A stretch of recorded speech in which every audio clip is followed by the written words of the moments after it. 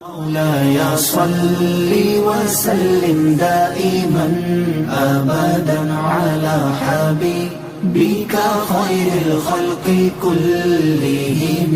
مولاي صل وسلم دائما أبدا على حبيبك خير الخلق كلهم. مولاي صل وسلم دائما أبدا. بسم اللہ الرحمن الرحیم. قد جاءکم من اللہ نور و کتاب مبین. صدق اللہ مولانا العظیم. حضرات محترم، نبی اکرم صلی اللہ علیہ وسلم کی بعثت اور اس دنیا میں تشریف آوری کا قرآن مجید نے بار بار تذکرہ کیا. کئی آیات ہیں جن میں یہ تذکرہ کیا گیا. کبھی کہا گیا کہ برہان ہیں کہ وہ تشریف لائے، کبھی کہا گیا نور ہیں کہ تشریف لائے، کبھی کہا گیا کہ یہ انعام ہے جو لوگوں بھی کیا گیا. تو بدل بدل کے رنگ ہادی، عزیز کہہ کر مختلف القاب کے ساتھ قرآن یاد کرتا ہے اور ان کی آمد کا تذکرہ کرتا ہے. یہ آیہ کریمہ جو میں نے پڑھی ہے، اس میں قدرت نے کہا کہ بے شک اللہ کی طرف سے تمہارے پاس ایک نور آیا ہے اور ایک روشن کتاب آئی ہے. یعنی دو کا آنے کا ذکر کیا اور زور سے کہا کہ یہ آئے ہیں اللہ کی طرف سے آئے ہیں، اللہ نے بھیجا ہے اور تمہارے لیے بھیجا ہے. اس لیے اللہ کی اس عنایت کو، اس کرم کو محبت سے قبول کرو. ان کی آمد کو اپنے لیے سعادت سمجھو، اپنے لیے برکتوں کا باعث سمجھو اور ان کی آمد پہ اپنی مسرتوں کا اظہار کرو. یہ ایک پیغام ہے جو قدرت انسان کو دے رہی ہے. کیا کرنے آئے، کیسے آئے، کب آئے، یہ بہت سے سوال ہیں جو سیرت کے سوال ہیں اور تاریخ عالم میں ان کا جواب بھی دیا گیا کہ ربیع الاول کے مہینے میں آئے، 12 تاریخ کو آئے، طلوع فجر کے ساتھ آئے اور مکہ مکرمہ میں آئے. قریش کے خاندان میں سے آئے اور سردار قریش کے ایک مرحوم بیٹے کے گھر آئے.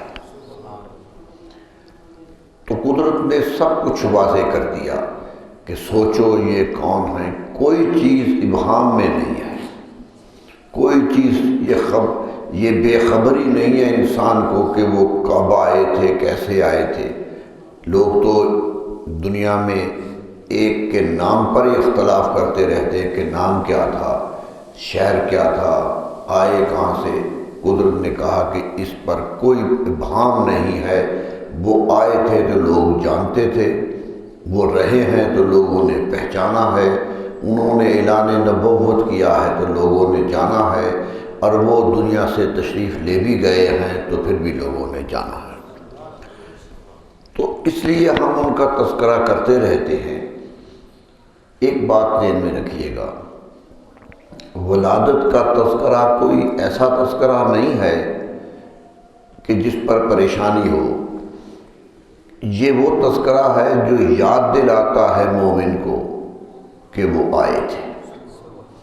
وہ کوئی کام کر لگے زندگی میں، کسی راستے پہ چلنے لگے تو اسے احساس ہو کہ میری رہنمائی کے لیے ایک رسول آئے تھے.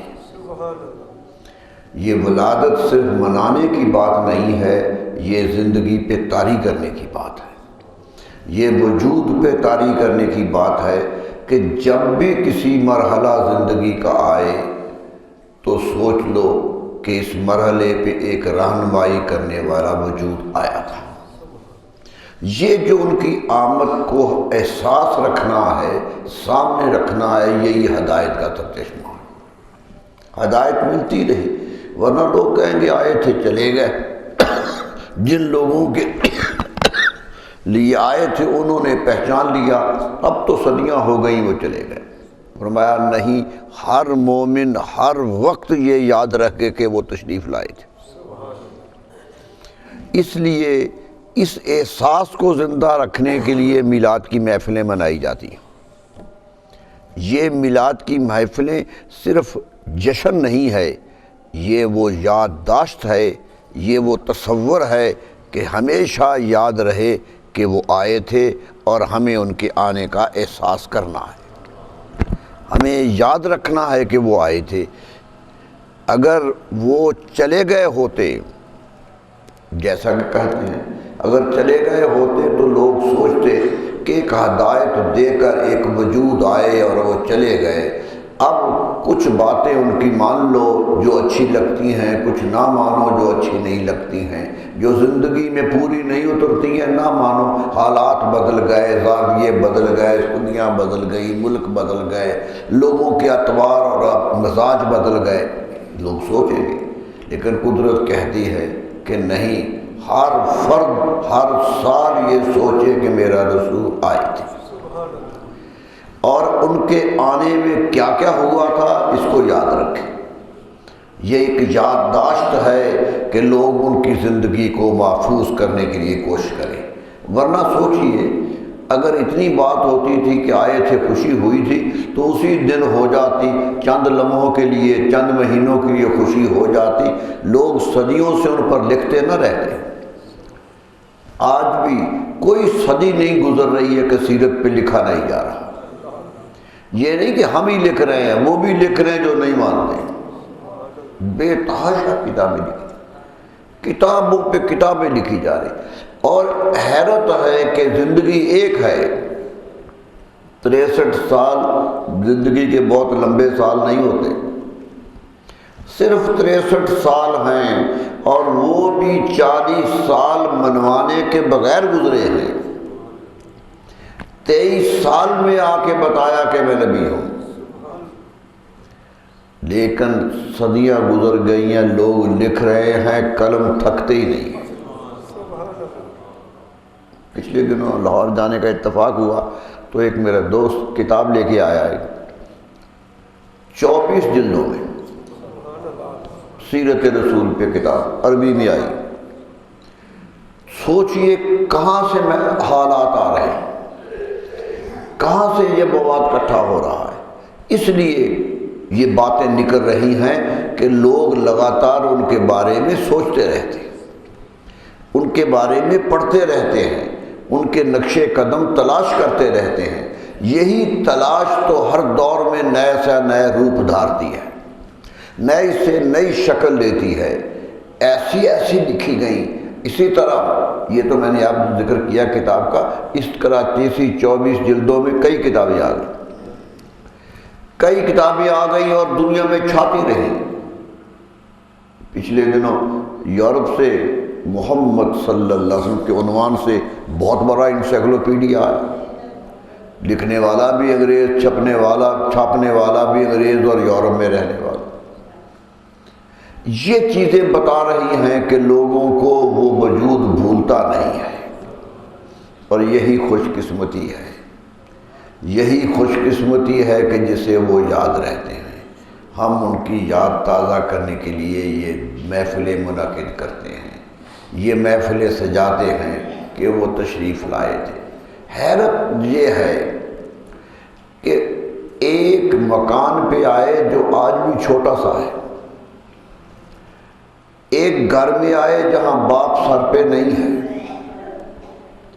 اور دادا وہ ہے جس کے 12 بیٹے ہیں، یعنی اور چچا تایا بہت ہیں، ان کی اولاد بہت ہے۔ تو باپ کو، دادا کو ایک مرحوم بیٹے کا گھر ہی کیوں یاد رہا؟ ان کے تو بڑے بیٹے بھی تھے، رسول اللہ صلی اللہ علیہ وسلم کے والد گرامی سے بڑے تھے، آپ تو چھوٹوں میں ہیں، آپ تو آخر پہ 1-2 کا فرق ہے، باقی تو سارے اوپر تھے۔ بڑے لوگ آئے، اولاد بھی بڑی بڑی آئی، مشہور بھی بڑے ہوئے، لیکن توجہ ایک پر ہی ہے کہ یہ آنے والا ہے۔ یہ چیز بتا رہی ہے، قدرت اشارے دے رہی تھی کہ ہم اپنا نبی بھیجنے والے ہیں۔ کیفیت ہو گئی تھی، ایک پورے معاشرے پہ کیفیت چھا گئی تھی۔ اگر آپ پڑھنا چاہتے ہو تو رسول اللہ صلی اللہ علیہ وسلم کی پیدائش سے 8-10 سال پہلے عرب کی زندگی پڑھ لیجیے۔ یہ کیا تھا؟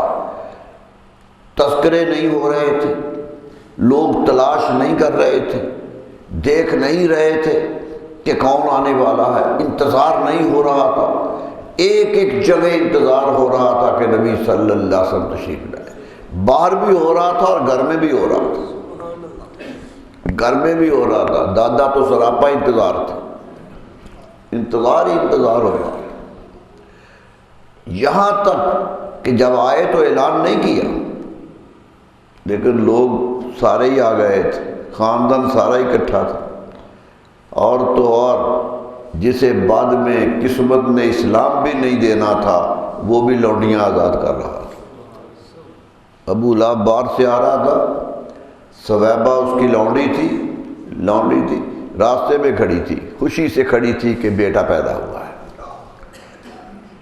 چچا کی لونڈی ہے، زر خرید ہے، خریدی ہوئی ہے، وہ باہر کھڑی تھی۔ ابو لہب دور سے آیا، کہنے لگا تم باہر کھڑی ہو، کہنے لگی تمہیں خوشخبری دینی ہے، آپ کو خوشخبری دینی ہے کہ آپ کے مرحوم بھائی کے گھر بیٹا پیدا ہوا ہے۔ اتنی خوشی ہوئی کہ کہنے لگے جاؤ تم آزاد ہو۔ سویدہ آزاد کر دی گئی۔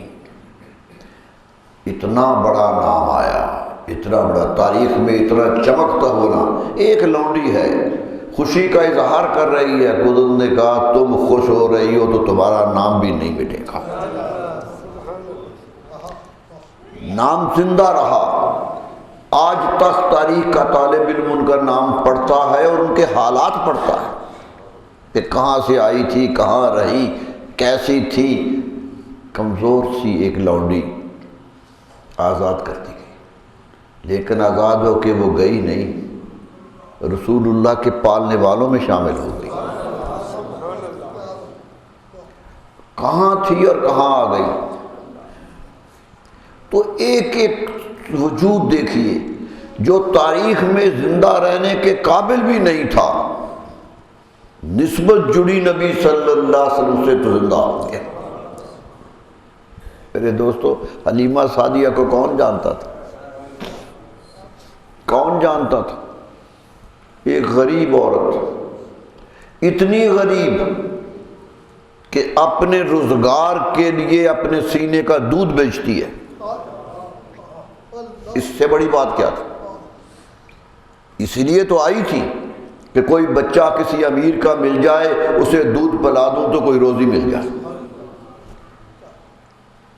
غربت کا یہ عالم تھا، راستے میں آئی تھی، اور عورتیں بھی بادیہ نشین عورتیں تھیں، غریب، غربت کا شکار تھی۔ کبھی بارش ہو جاتی تھی، کچھ تنکے نکل آتے تھے، جانور کھا لیتے تھے، 1-2 جانور پال کے گزارا کرتے تھے، اونٹنی کا دودھ پی کے زندگی گزارتے تھے۔ یہی زندگی ہے عرب کی زندگی، یہی تھی کہ میلوں گزر جاتے تھے، تنکا نہیں ملتا تھا، پھرتے رہتے تھے۔ پانی کا ایک قطرہ مل جائے، ایک چھوٹا سا کہیں پانی پڑا ہوا مل جائے تو وہاں گتھم گتھا ہو جاتے تھے۔ 40 سال کی جنگ ہوئی ہے پانی کے چشموں پر،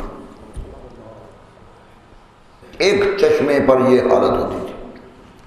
وہ سمجھتے تھے رونق مل گئی ہے، پانی کا قطرہ نہیں مل رہا تھا، خوراک نہیں مل رہی تھی، اس قدر بری حالت میں زندگی گزار رہے تھے۔ آتے تھے کہ شہر کے ہیں، یہ تاجر پیشہ ہیں، کچھ تجارت کرتے ہیں، دوسروں سے بہتر ہیں، اگرچہ عمارت وہ نہیں تھی جو آج تک مستقبل ہو۔ مکے میں بھی عمارت اتنی نہیں تھی، وہ بھی تو خانہ کعبہ کی خیرات ہی کھاتے تھے، ساری خیرات کعبہ کی تھی، لوگ چڑھاوے چڑھاتے تھے وہ کھاتے تھے، لیکن خیال تھا کہ کچھ مل جائے گا، نہیں ملا۔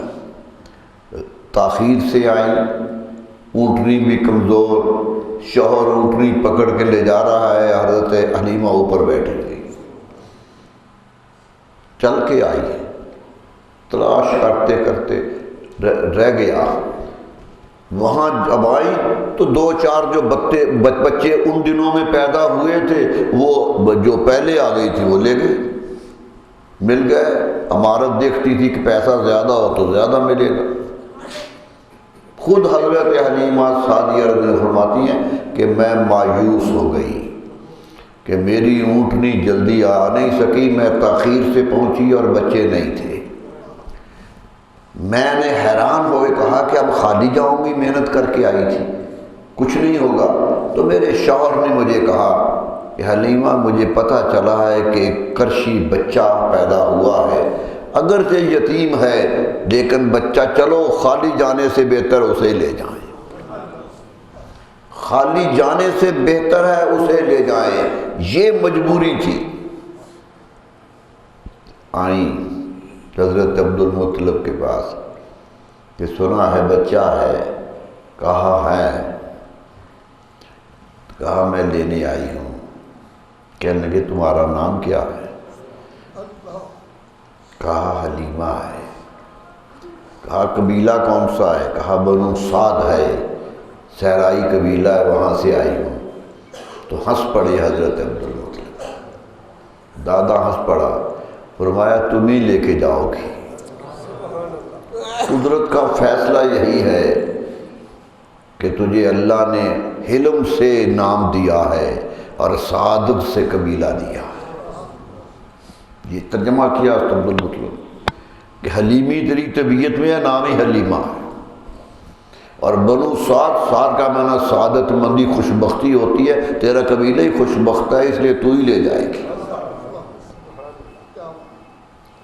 لیکن گھبراؤ نہیں، میں کچھ دوں گا، معاوضہ دوں گا۔ کہنے لگی جی یہ معاوضہ تو طے کرنے کی بات نہیں ہے، اب دے دے بچے کو، میں شرمندہ نہیں ہونا چاہتی، اپنے علاقے میں جا کر کسی ملا ہی کوئی نہیں۔ یہ تھی لوگوں کی مجبوریاں۔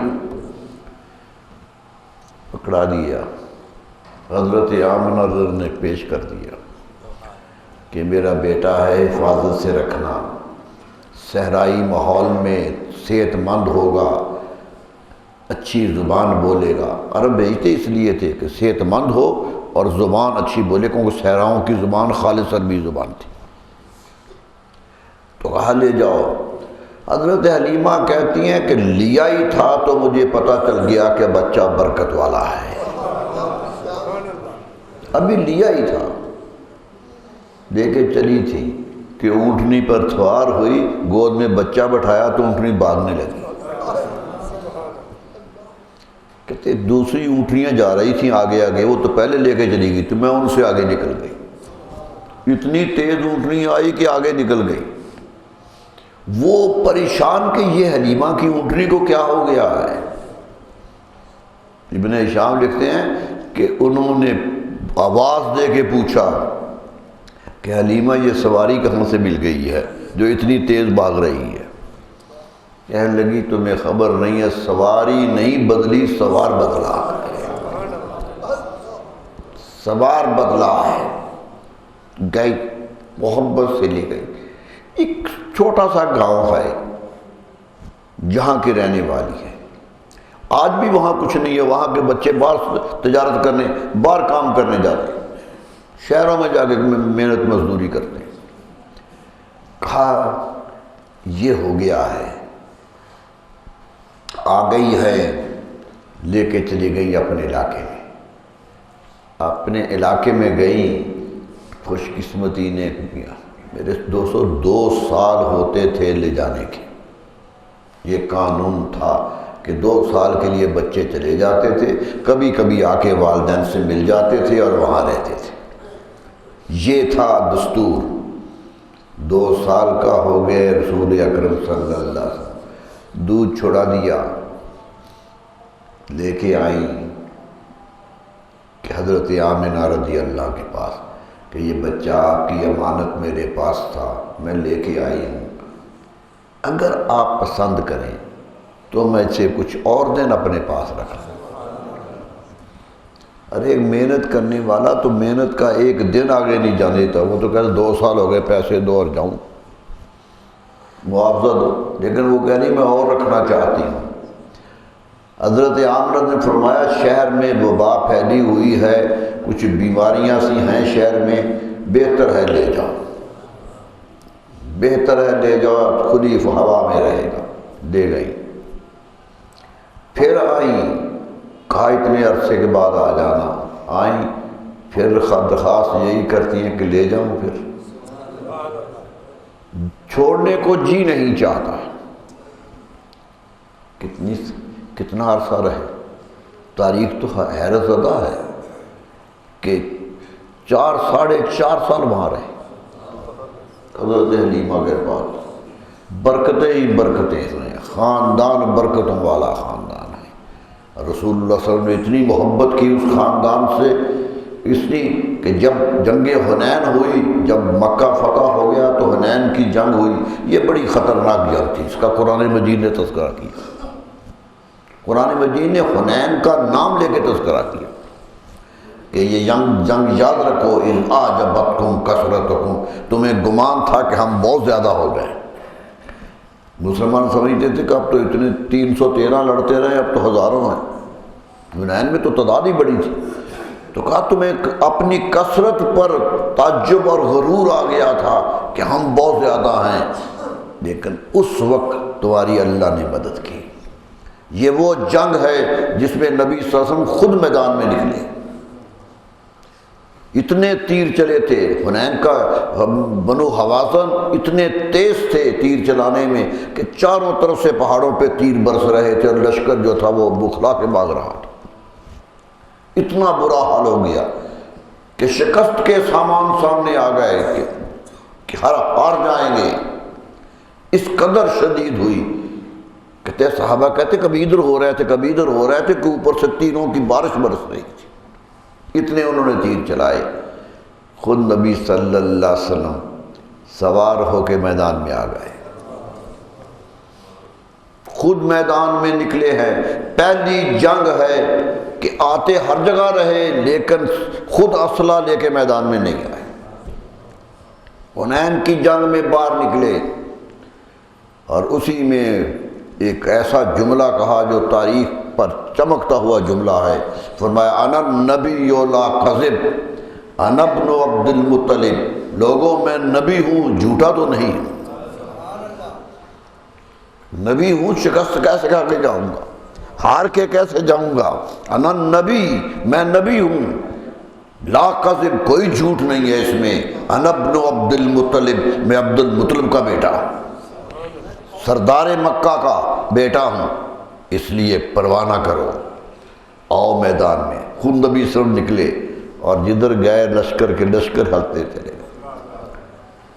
ایک وجود نے بتا دیا صحابہ کرام کو کہ تم تو میرے معاون ہو، لڑتا میں ہوں، پیچھے بیٹھ کے دعا کروں یا سامنے آؤں، طاقت میری ہے، بتا دیا۔ اتنا لشکر قبضے میں آیا، اتنا مال غنیمت قبضے میں آیا کہ کسی جنگ میں اتنا نہیں آیا، ڈھیر لگ گئے سامان کے۔ نبی صلی اللہ علیہ وسلم کے سامنے ہاتھ باندھے ہوئے بنو حوازن کھڑے تھے، قید ہو گئے تھے لوگ جو تیر چلانے والے تھے۔ آپ نے ان کو ایک لائن میں کھڑا کیا کہ تمہارے ساتھ سلوک کرنا ہے۔ ایک بوڑھا سا آدمی آگے بڑھا، کہنے لگا اے محمد صلی اللہ علیہ وسلم، ایک درخواست کرنی ہے، ہار تو ہم گئے ہیں، جیت تو آپ گئے ہیں، ایک درخواست کرنی ہے کہ یہ نہ بھولیے کہ یہ جو قیدی ہو گئے ہیں ان میں وہ بھی ہیں جن کا آپ نے دودھ پیا ہے۔ یہ جملہ کا کہ آپ کے دودھ پلانے والی عورتیں بھی موجود ہیں، مرد بھی موجود ہیں، یہ وہ ہیں۔ اور حضرت حلیمہ کی صاحبزادی حضرت شیمہ بھی ان قیدیوں میں موجود تھی۔ حضرت حلیمہ کی صاحبزادی جو رسول اللہ کو اٹھا کے گیت گایا کرتی تھی، جو محبت سے ترانے پڑھا کرتی تھی، وہ بھی شامل تھی۔ اتنا بڑا طوفان آ گیا تھا، نبی صلی اللہ علیہ وسلم نے دیکھا، بہن کو آگے بلایا، کہا یہاں رہنا چاہتی ہو میرے پاس، عزت و احترام سے رہو، گھر جانا چاہتی ہو تو میں انتظام کر دیتا۔ کہنے لگی آپ کی بہن ہوں، تصور ہے آپ کے ساتھ رہنے کا، کیا لوگوں کو چھوڑ کے چلی جاؤ؟ یہ میرا قبیلہ ہے، اسے چھوڑ کے چلے جاؤں؟ فرمایا شیمہ میں تیری خاطر پورا قبیلہ آزاد کرتا ہوں،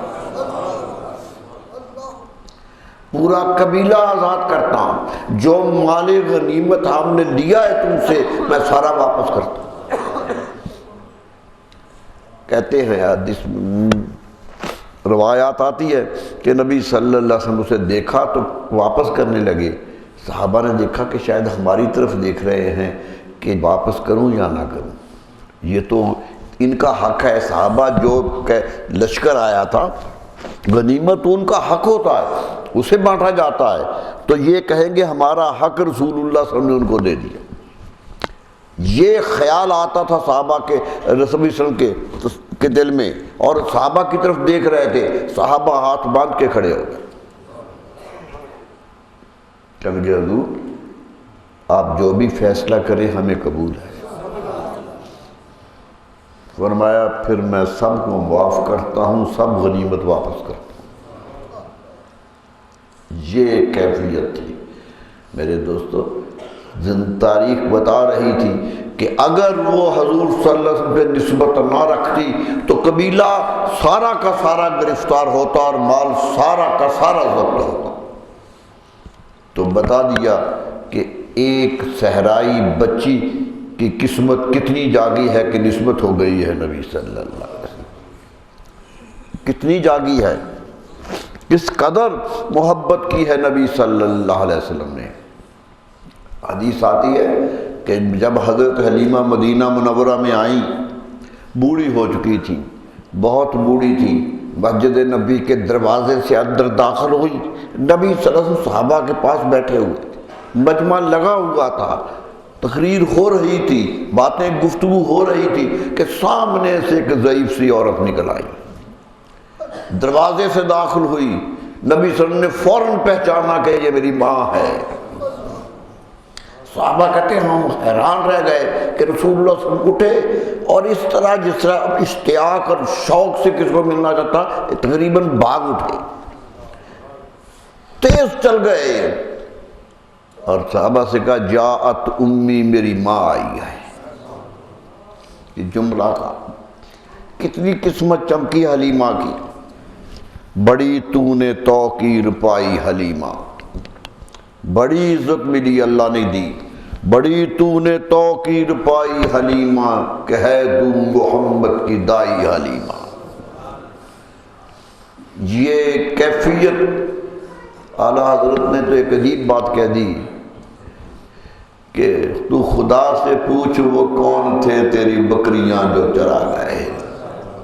نہ حلیمہ بید کھلا ہے یہ، نہ مقام چون و چرا ہے یہ تو گفتگو کا مقام ہی نہیں۔ پوچھ رب سے کہ کون تیرے گھر آئے تھے کہ تیری بکریاں چراتے رہے، تو خدا سے پوچھ وہ کون تھے تیری بکریاں جو چرا گئے۔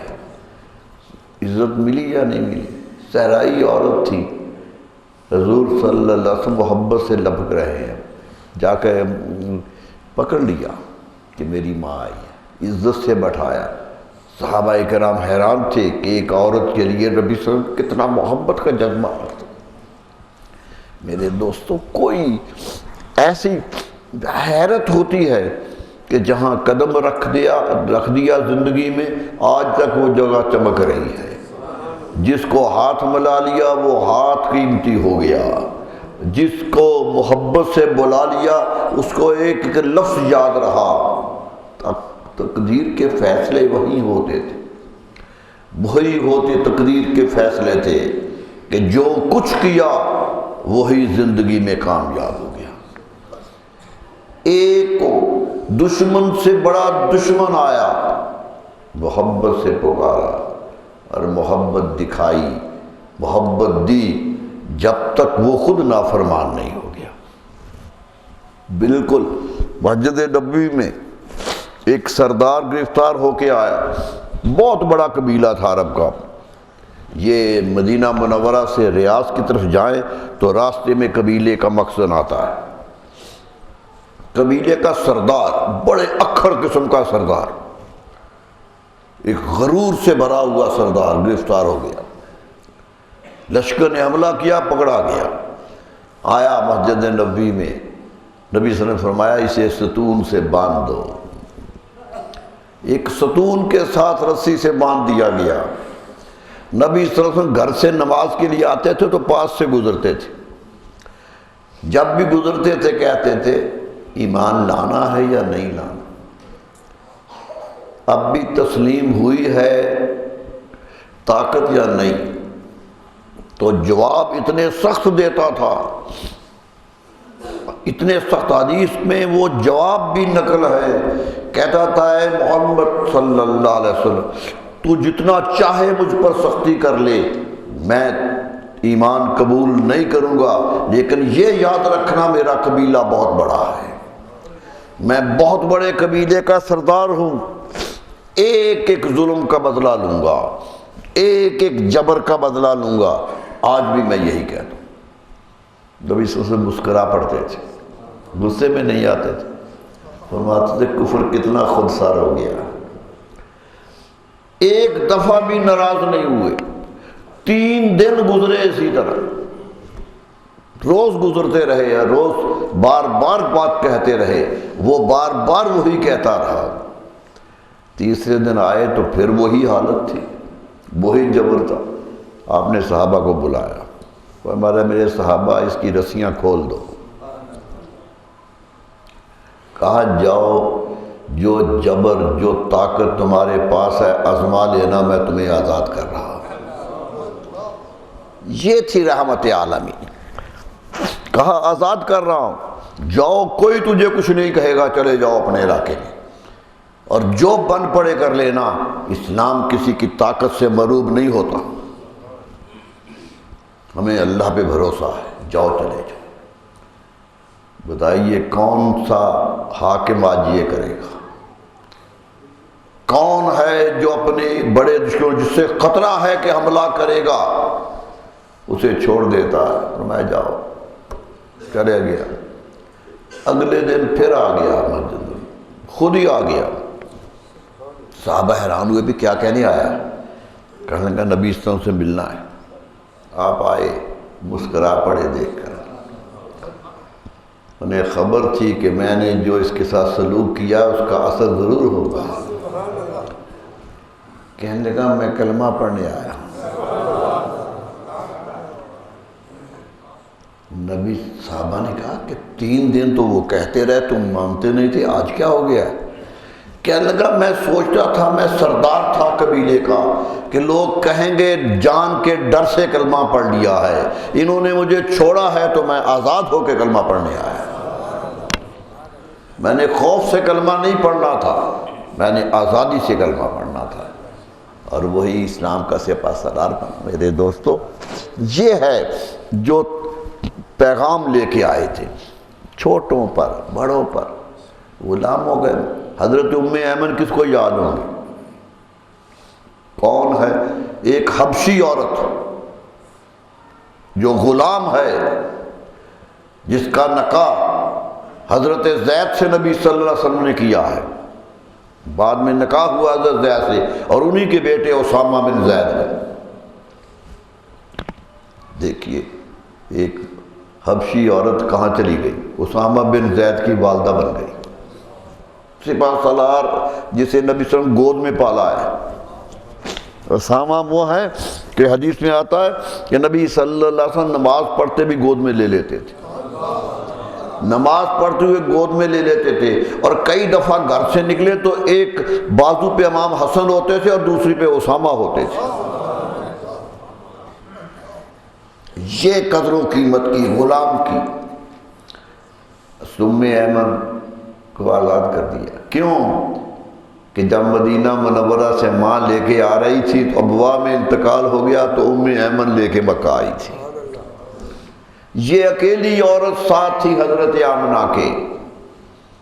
میرے دوستو کبھی سوچ آتی ہے، جاہلی دور کہتے ہیں کہ جہالت کا دور تھا، ہم بڑے مہذب ہیں۔ مدینہ منورہ سے اونٹ پہ چڑھ کے مکہ مکرمہ میں ایک اکیلی عورت آئے، کیا آج تصور ہو سکتا؟ آج کی اس کی تہذیب میں تو بازار تک جانا عورت کا مشکل۔ 370 میل کا فاصلہ ہے، صحرا ہی صحرا ہے، ایک عورت ہے اور ایک لونڈی ہے اور گود میں بچہ ہے، اور آ رہی ہے اور کوئی خوف نہیں۔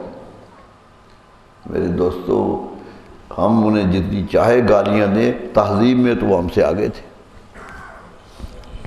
بہت بڑا مقام تھا ان کا، اس لیے تو اللہ نے انہیں چن لیا تھا اس کام کے لیے۔ چنا بھی تو ایسے نہیں تھا کہ قدرت کا فیصلہ غلط نہیں ہوتا۔ تو ام ایمن وہ تھی جو نبی صلی اللہ علیہ وسلم کو لے کے مکہ آئی تھی، اب وہاں سے اکیلی لے کے آئی تھی۔ حضور صلی اللہ علیہ وسلم زندگی بھر اس کا احساس رکھا کہ میں 6 سال کا تھا یہ لے کے آئی تھی مجھے، 6 سال کی عمر ہے جب حضرت ام ایمن لے کے آئی، ساری عمر محبت کرتے رہے، ساری عمر پیار کرتے رہے، حتیٰ کہ ایک جنگ ہوئی، کچھ علاقہ فتح ہو گیا، وہاں کے ایک نخلستان تھا، کہتے ہیں 20 کے قریب کھجوریں تھیں، ایک چھوٹا سا باغ تھا، تو آپ نے کہا یہ ام ایمن کو دیتا ہوں، ام ایمن تم لے لو، میں تمہارے سپرد کرتا ہوں، تو اس کی کھجوریں تمہارا حق ہیں۔ دے دیا، خوش ہو گئیں۔ بعد میں چند دن گزرے تھے، کچھ قبیلے سے صلح ہو گئی، وہ قبیلہ مسلمان ہو گیا۔ نبی صلی اللہ علیہ وسلم صحابہ سے کہا ہے صحابہ میں چاہتا ہوں کہ ان کا مال غنیمت واپس کر دوں، کیونکہ یہ اسلام لے آئے۔ صحابہ نے کہا جی ہم واپس کر دیتے ہیں، میں جس نے اس کا حصہ لیا تھا واپس کر دوں۔ گھروں سے لے آئے، لیا ہوا مال واپس لے آئے۔ خیال آیا کہ حضرت ام ایمن کے پاس بھی تو کھجوریں ہیں، پیغام بھیجا ام ایمن کو، رسول اللہ صحابی بھیجا کہ ام ایمن واپس کر دو۔ تو جواب کیا دیا؟ فرمایا جا کر کہو انہیں میں واپس نہیں کروں گی۔ یہ دلیل تھی کہ واپس نہیں کروں گی۔ حضور صلی اللہ علیہ وسلم کو بتایا تو آپ مسکرا پڑے۔ فرمایا جاؤ اسے کہو کہ اس سے دگنی کھجوریں دے دیتے ہیں، یہ تو 20 ہے 40 کا باغ دے دیتے ہیں، یہ واپس کر دو، صلح ہو گئی ہے۔ گئے کہا، انہوں نے کہا نہیں میں نہیں دیتی۔ میں نے کوئی جرات کر سکتا تھا یہ بات کرنے کی؟ فیصلہ تھا نبوت کا۔ آپ نے کہا اس سے اور زیادہ کر دو، اتنے کرتے چلے جاؤ کہ ام ایمن راضی ہو جائے۔ کیا مقام ملا ایک حبشی لونڈی کو کہ رسول اللہ اس کی رضا ڈھونڈ رہے ہیں، اس کی رضا ڈھونڈ رہے ہیں۔ آخر ایک بہت بڑے نخلستان پہ وہ مان گئی تو واپس لے کے دے دی۔ میرے دوستو یہ تھا محبت کا سلوک۔ یہ لوگ دنیا میں آج ام ایمن پر کتابیں لکھی جا رہی ہیں، ایک حبشی لونڈی جو پڑھی لکھی بھی نہیں ہے آج ان پر کتابیں لکھی جا رہی ہیں، اس لیے نہیں کہ وہ بڑی تھی، اس لیے کہ وہ خادمہ تھی میرے نبی صلی اللہ علیہ وسلم، جس نے خدمت کی، جو ساتھ رہا۔ قدرت نے کہا ہم نے انہیں مرنے نہیں دینا ہے، یہ نہیں جائیں گے۔ آپ نے جن کا دودھ پی لیا ان کی زندگی میں کامیابیوں کا اس نوید مل گئی۔ وہ کامیاب ہو گئی دنیا میں۔ میرے دوست، تو ایک ایک پیار کرنے والوں نے پیار کر کے دکھایا اور پیار کے بدلے پائے۔ ہم ان کا ذکر کرتے رہتے ہیں کہ ام ایمن کا ذکر کریں تو غریب معاشرے کے پٹی ہوئی کسی بیوہ کو یہ تسلی ہو جائے کہ میرا نبی تو ایسا تھا۔ اگر وہ ام ایمن پر اتنی شفقت کر سکتے تھے تو میں اگر ان کی کہا مانوں گی تو مجھ پر کیوں نہیں کریں گے؟ یہ حوصلہ ملتا ہے لوگوں کو، یہی حوصلہ ملتا ہے نا۔ کوئی حضرت بلال کا نام لے کے زندہ ہے، کوئی حضرت عمار کا نام لے کے زندہ ہے، کوئی ذکر کر رہا ہے۔ یہ سارا وہ گروہ ہے جو کامیاب ترین گروہ ہے اور اللہ کا برگزیدہ کیا ہوا گروہ ہے۔ کوئی فرد نہیں جو چھوٹا رہ گیا ہے۔ میرے دوستو سوچئے، اپنی تو حیرت تو اس پر ہے کہ یہ تو خدمتگار تھے، جس نے راستے میں دیکھا، عورت ہی نہیں تھی نا، کہ راستے میں ہجرت کو جاتے ہوئے حضور ٹھہر گئے تھے، راستے میں ایک جھونپڑی سی دیکھی تھی، حضرت ابوبکر حضرت رسول اللہ صلی اللہ علیہ وسلم دونوں جا رہے تھے، مکہ چھوڑ کے جا رہے تھے، راستے میں ایک جھونپڑی نظر آئی، کہنے لگے جب کوئی پانی لے لیتے ہیں اس سے، کوئی پانی ہوگا، چلے گئے، حضرت ابوبکر اندر گئے، ایک عورت بیٹھی، کہا پانی ہوگا، کہنے لگے پانی تو نہیں، شوہر گیا ہوا ہے پانی لینے کے لیے، کہنے لگے کوئی دودھ کا، تم نے بکریاں پالی ہوئی، کوئی دودھ ہے تو دے دو، کہنے لگے دودھ تو دے دیتے ہیں لوگوں کو، گزارا ہی اس پہ چلتا ہے، کچھ نہیں ہے۔ تو فرمایا وہ جو بکری کھڑی ہے وہ دودھ نہیں دیتی، کہنے لگے یہ نہیں دودھ دیتی، یہ تو دودھ سے چلی گئی ہے۔ فرمایا اگر تم اجازت دو تو ہم اسی سے لے لیتے ہیں۔ سوچئے کہاں کہاں رحمت برس رہی ہے۔ ایک وہ ہیں جو پیچھے شکار کرنے کے لیے آ رہے ہیں، تلواریں اور نیزے لے کے آ رہے ہیں، اور ایک بدوی عورت جسے پتہ ہی نہیں ہے کہ یہ کون ہے، کہنے لگی اس کا دودھ کیسے دھوئیں گے آپ؟ کہا نہیں اجازت چاہیے کیونکہ میں قانون کا نبی ہوں، میں نبی ہو کر بھی اپنی امت کا کوئی مال بغیر اجازت نہیں لیتا۔ سبق دیا نا امت کو کہ کسی کا مال نہیں لینا، کہ نبی صلی اللہ علیہ وسلم صحرا میں کھڑے ہیں، ایک عورت ہے، کوئی اس کا محافظ بھی نہیں ہے، پھر بھی اجازت مانگ رہے ہیں۔ یہ سبق تھا جو دیا تھا۔ کیا ہوا؟ آگے ہاتھ بسم اللہ کہہ کے ہاتھ آیا تو دودھ نکل آیا، کہنے لگے کوئی برتن ہے تو لاؤ، برتن بھر گیا، فرمایا کوئی اور لے آؤ، خود پیا، حضرت ابوبکر صدیق نے پیا اور برتن بھر کے چھوڑ کے آ گئے۔ شوہر آیا، حیران ہو کے پوچھنے لگا یہ دودھ کہاں سے آ گیا؟ یہ گھر میں سب برتن دودھ سے بھرے ہوئے۔ کہنے لگی ایک وجود آیا تھا،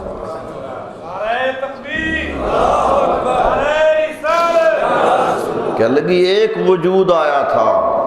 کہنے لگا وہ کیسا تھا وجود؟ بیان کیا قصہ کہ یہ تھی، شکل یہ تھی، آنکھیں ایسی تھیں، کان ایسے تھے، ناک ایسا تھا، جسم ایسا تھا، بادیہ عورت سی، مشاہدہ تیز تھا، صحرائی عورت زبان بولنا جانتی تھی۔ شوہر کے سامنے کہا آج رسول اللہ صلی اللہ علیہ وسلم کا جو حلیہ بیان کیا جاتا ہے وہ وہی ہے جو اس نے بیان کیا۔ ہر حدیث کی کتاب وہی حلیہ لکھتی ہے، ایک ایک جسم کا عضو گن گئی۔ کہنے لگا یہ تو بہت بڑا برکت وجود تھا، اس کی تلاش کرنی چاہیے۔ اللہ اللہ، یہ تھا مقام کہ آج بھی ہم جب رسول اللہ صلی اللہ علیہ وسلم کی سوانح حیات پڑھتے ہیں، جب حلیہ آتا ہے تو حلیہ وہی ہوتا ہے۔ صحابہ کا کوئی ذکر دانتوں کا کر دیتا ہے، کوئی آنکھوں کا کر دیتا ہے، کوئی گفتگو کر دیتا ہے، لیکن پورے وجود کا ذکر ایک ہی ہے جو اس بادیہ نشین سے ملا ہے۔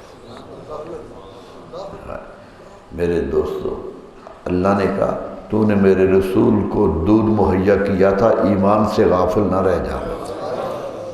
ایمان ملا، مدینہ منورہ میں آ کے مسلمان ہوئیں۔ تو میرے دوستو، یہ برکتیں بکھیرنے والے، برکتوں پہ برکتیں دینے والے میرے رسول صلی اللہ علیہ وسلم تشریف لائے تھے۔ بتائیے ان کا تذکرہ کیوں نہ کریں؟ کیوں نہ کریں؟ چلتے تھے تو چلنے کی صحابہ تو چلنے کو دیکھتے تھے، وہ تو چال کو دیکھتے تھے کہ قدم کیسے اٹھاتے ہیں، زمین پہ قدم لگتا ہے تو کیسا۔ صحابہ نے یہ بھی بیان کیا ہوا ہے کہ قدم لگتا تھا تو کون کون سا پاؤں کا حصہ زمین پہ لگتا تھا اور کون سا اونچا رہتا تھا۔ نقش قدم تلاش کرتے رہے ہیں صحابہ، ایک ایک چیز تلاش کرتے رہے ہیں، کپڑے تلاش کرتے رہے ہیں کہ کون سے پہنتے تھے۔ ارے پگڑی کی عرض و طول تلاش کرتے رہے ہیں۔ مجھے تو حیرت ہے کہ کیا ہے، امام سیوطی علیہ الرحمہ کی 8-10 کتابیں اسی پر ہیں، اسی پر ہیں کہ رسول اللہ صلی اللہ علیہ وسلم دنیا سے گئے تو بال سفید کتنے تھے۔ بتائیے یہ کیا ہے؟ محبت نہیں ہے تو کیا؟ محبت بول رہی ہے۔ امام سیوطی علیہ الرحمہ نے ختمی طور پہ لکھ دیا کہ رسول اللہ صلی اللہ علیہ وسلم دنیا سے گئے تھے تو داڑھی شریف میں صرف 17 بال سفید تھے، گن کے بتا دیا۔ ارے جن کے داڑھی کے سفید بال گنے ان کے نقش قدم کیوں نہیں گنے گئے؟ کیوں نہیں گنے گئے؟ پگڑی کا سائز بتاتے ہیں کہ اتنا چوڑی تھی، اتنی لمبی تھی، رنگ یہ تھا، اور جتنی دفعہ بدلی ہے سب کا ذکر کیا کہ عید کو یہ تھی اور جمعے کو یہ تھی اور عام نمازوں میں یہ تھی۔ معلوم ہوتا ہے کبھی چھوٹی باندھ لیتے تھے، کبھی بڑی باندھ لیتے تھے، صحابہ ذکر کرتے ہیں۔ قمیص کتنا تھا، بازو کس طرح ہوتے تھے۔ حضرت جابر کہتے ہیں میں نے تو چاند ٹوٹتا ہوا رسول اللہ کے بازو میں سے دیکھا تھا۔ فرمایا انگلی اٹھائی ہوئی تھی اور اشارہ کر رہے تھے چاند کی طرف، اور کفیں جو تھی وہ لٹک رہی تھی، میں پیچھے کھڑا تھا، اندر سے میں دیکھ رہا تھا کہ چاند ٹوٹ گیا ہے۔ بلکہ یہاں بھی کہہ دیا کہ مجھے تو یہ محسوس ہوا کہ ٹوٹ کے دامن میں آ گیا ہے، ٹوٹ کے دامن میں آ گیا ہے۔ دوسرا دور کھڑا ہوا دیکھ رہا تھا، وہ کہتا نہیں پہاڑ کے دونوں طرف گر گیا تھا۔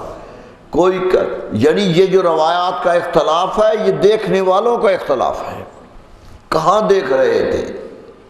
میرے دوستو، ایک چیز لوگوں نے یاد رکھی، یہ میلاد کی محفلیں یہی یاد دلاتی ہیں کہ تذکرہ کرو نبی صلی اللہ علیہ وسلم۔ ایمان سے کہیے، جو چادر کے پلو گنتا رہا ہے کیا وہ نیکی نہیں کرتا رہا؟ جو پگڑی کے بل گنتا رہا ہے وہ ثواب نہیں کر رہا؟ میرے نبی جب قرآن ان کے مختلف حالات کو دیکھ کے آیتیں اتار رہا ہے تو بندوں کا حق کیا ہے؟ بندوں کا حق کیا ہے؟ اِنَّكَ بِأَعْيُنِنَا، قرآن کہتا ہے یا اے اللہ کے رسول آپ ہماری آنکھوں میں رہتے ہیں، آپ ہماری نظروں میں رہتے ہیں، دنیا کی کوئی پرواہ نہ کیے۔ وَاللَّهُ يَعْصِمُكَ مِنَ النَّاسِ، دنیا کتنی دشمن ہو جائے آپ کو اللہ بچانے والا ہے۔ قدرت ایک ایک چیز کا ذکر کر رہی ہے۔ میرے دوستو، میلاد کی محفلیں ہیں، یہ دن میلاد کے ہیں، آئے ہیں، اور اگلا جمعہ تو حیرت ہے کہ کتنا بابرکت ہو جائے گا کہ اسی دن میلاد۔ حیرت ہو گئی ہے کہ سعادتیں کیسے کٹھی ہو گئی، نیکیاں کس طرح کٹھی ہو رہی ہیں۔ میرے دوستو، ذکر کرو ان کا، سارا سال ذکر کرو، لیکن ان دنوں میں آ کر سوچو کہ کیا کرنا۔ ذکر تو سارا سال ان کا دیکھیے، ہم نے کبھی کوئی تقریر، کوئی واقعہ، کوئی بیان ہی نہیں کیا جو ان کا نہیں ہے۔ ذکر انہی کا ہے، وہی 63 سال ہیں جو گنتے رہتے ہیں، کبھی ادھر سے ادھر سے۔ میں نے کبھی شعر پڑھا تھا آپ کے سامنے کہ ہزاروں سال پر پھیلے ہوئے ادوار نسیاں میں، پتہ نہیں زمانہ کب سے بنا ہے، کتنا عرصہ چلا ہے، لوگوں کو صدیاں بھول گئیں، لوگوں کو تو پچھلے سال کے واقعات بھول جاتے ہیں، صدیوں کے کہاں یاد رہتے ہیں۔ سکندر اعظم دنیا فتح کر گیا تھا، اس کا پتہ ہی نہیں ہے لوگوں کو۔ سکندر رومی فنا ہوا، اقبال کہتا ہے کہ رومی ختم ہو گیا، لیکن جو ان سے جڑ گئے حبشی کو دوام ہے۔ رومی مٹ گیا ہے اور وہ حبشی زندہ ہے آج بھی۔ زندگی انہی کے قدموں سے ملتی ہے جو جڑ گیا ہے صحابہ کرام کے۔ علامہ ابن حجر اسقلانی علیہ رحمہ کی کتاب اصابہ فی معرفت الصحابہ پڑھ لیجئے، ایک ایک صحابی کا تذکرہ ہے۔ اسد الغابہ پڑھ لیجئے، استیاب پڑھ لیجئے، یہ وہ ہیں جو محدثین کی لکھی ہوئی کتابیں ہیں جن میں ایک ایک صحابی کا نام لکھ لکھ کے ان کے تذکرے ہیں۔ آج تو بڑوں بڑوں کے تذکرے لوگ بھول جاتے ہیں۔ وہ صحابی جو ایک دن بھی آیا تاریخ کے صفحہ پہ چمکنے لگ گیا، چمکتا ہوا ذکر کیا ایک ایک کا۔ اور حضرت امام احمد بن حنبل جو امام ہیں، انہوں نے تفسیر حدیث کی کتاب لکھی، لوگ حدیثیں اکٹھی کرتے تھے، انہوں نے بھی کی، لیکن انداز ہی بدل دیا۔ فرمایا میں صحابہ کے نام پہ اکٹھی کروں گا، صحابہ کے الف با کی ترتیب سے نام لکھے اور ہر صحابہ کی حدیث آگے لکھی۔ مسند امام احمد ترتیب بھی یہ ہے کہ صحابہ کی ترتیب سے، یعنی صحابی بھی زندہ ہے اور اس کی روایت کر رہا حدیث بھی زندہ ہے۔ میرے دوستو، زندہ رہنا ہے تو وہی وجود ہے جس سے جڑ جاؤ۔ کیا معلوم کیا بات پسند آ جائے گی، کیا چیز پسند آ جائے گی۔ کسی نے کیا کیا، کسی کا کوئی عمل پسند آ گیا تو زندگی دوام ہے، بقائے دوام ہے اس کے لیے جو ان سے جڑ گیا ہے۔ آج بھی مصیبتیں ہیں ہماری، ہم پریشان ہیں، آج بھی یاد انہی کی آنی چاہیے۔ اس دفعہ جوش سے مناؤ کہ شاید ہماری عاجزی قبول ہو جائے اور رحمت کا دروازہ کھل جائے۔ آج امت کو رحمت کی بہت ضرورت ہے۔ آج تو حیرت ہے، میں رات ہی کہہ رہا تھا، لوگ بھاگ کے مسجد آ جاتے تھے کہ سکون آ گیا ہے، اب تو مسجدیں بھی سکون نہیں دے رہی، مارنے والے مسجدوں میں آ رہے ہیں۔ سوچئے کیا حالت ہو گئی ہے کہ نبی صلی اللہ علیہ وسلم نے حملہ نہیں کیا، حضرت عثمان رضی اللہ عنہ نے جان دے دی، دشمن گھیرا ڈال کے کھڑا ہے کہ پکڑ لینا ہے، صحابہ آتے ہیں کہ حضور اجازت دیجیے مقابلہ کریں، فرمایا نہیں، یہ مدینہ رسول ہے، رسول اللہ کا شہر ہے، میں اپنی جان کی خاطر یہاں کچھ تو خون نہیں کروں گا۔ جان دے دی مدینے کی حرمت پر۔ یہ ہے، یہ احساس تھا مسلمان کو۔ لیکن کیا ہے، مسجدیں مرثیہ خواہ ہیں کہ نمازی نہ رہے۔ آج تو مرثیے پڑھ رہی ہیں بس۔ کیا ہو گیا ہے یہ مسلمان کو؟ میرے دوستو، میلاد کو جوش سے مناؤ تاکہ وہ رحمت عالمینی کا تذکرہ عام ہو جائے، لوگوں کو خبر ہو جائے کہ رحمت عالمین تشریف لائے تھے، ان کی سنت ادا کرنی ہے، ان کے کہے پر عمل کرنا ہے۔ دعائیاں دیجئے جتنی دے سکتے ہیں، آج قوم کو دعائی کی ضرورت ہے۔ علی نے دعائی دی تھی نا کہ ڈر ہے کہ کہیں نام بھی مٹ جائے نہ آخر، مدت سے اسے دور زماں میٹ رہا ہے، لیکن آخر پہ یہی کہا اس نے کہ فریاد ہے اے کشتی امت کے نگہباں، فریاد وہی ہے پھر بھی، فریاد ہے اے کشتی امت کے نگہباں، بیڑا یہ تباہی کے قریب آن لگا، کہ آپ دعا کریں گے تو کچھ بچے گا ورنہ کچھ نہیں ہوگا، سب کچھ ہے۔ میرے دوستو سوچ لیجئے، دامن رسول تھام لیجئے صلی اللہ علیہ وسلم، دامن تھامیے گا۔ ایک ہی شعر پڑھ کے آپ سے اجازت چاہتا ہوں، بڑی مدت ہوئی، ایک نعت خان سے سنا تھا، اچھا لگا، آج تک یاد ہے کہ رنج میں غم میں مصیبت میں پریشانی میں، رنج میں غم میں مصیبت میں پریشانی میں، کوئی اپنا نہیں مشکل میں نہ آسانی میں، کوئی ساتھ نہیں دیتا، سن کے آیا ہوں میں یہ بے سر و سامانی میں، وہ نہیں ڈوبتا طوفانوں کی طغیانی میں، جس کی کشتی ہو محمد کی نگہبانی، وہ نہیں ڈوبتا طوفانوں کی طغیانی میں، جس کی کشتی ہو محمد کی نگہبانی۔ اللہ کرے ہمیں اس کشتی میں سوار ہونے کی نعمت حاصل ہو جائے۔